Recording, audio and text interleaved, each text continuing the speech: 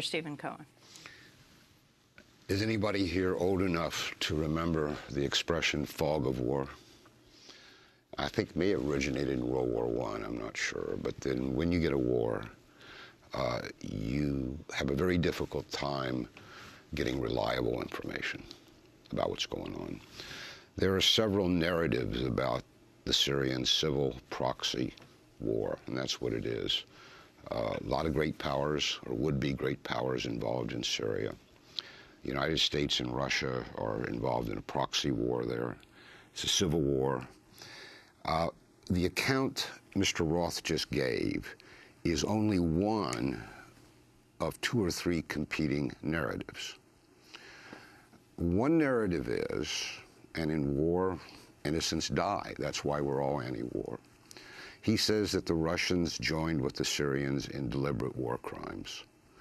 This is based on very selective reports that come from sources that cannot be verified. For example, the white helmet man that you had testified to this didn't tell us how he knew that, how he observed it, how he escaped with his own life.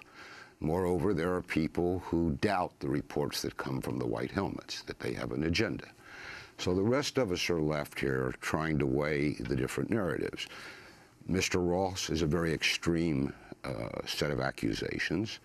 What Samantha Power has said at the United Nations over a long period of time can't be taken at face value, because she has performed there not as an ambassador, but as a propagandist for a certain point of view.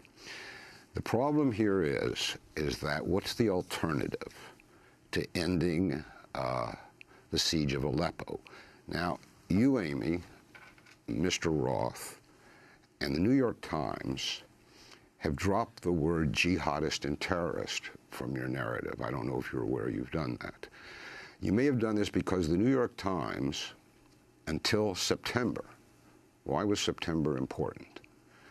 Because President Obama had proposed to join with President Putin in what Mr. Roth now calls war crimes.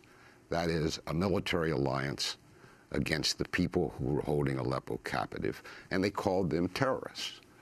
When our Department of Defense sabotaged that potential Russian-American alliance in Aleppo, in Syria, suddenly the narrative, and we're back to the fog of war, changed. The New York Times, for example, and many of us who depend on the Times or the Washington Post for our information, suddenly changed the narrative. There were no longer any terrorists in Aleppo, no longer any jihadists, but people called rebels. And since our nation began in rebellion against Great Britain, rebels have a rather positive connotation. The reality is, I think, at least this is what the United States government told us until September, that terrorists were holding large parts of eastern Aleppo. They were not letting innocent civilians use the multiple corridors out of the city that the Russians, yes, there's plenty of testimony to this, had opened up and guaranteed that people could not escape the city because of these terrorists.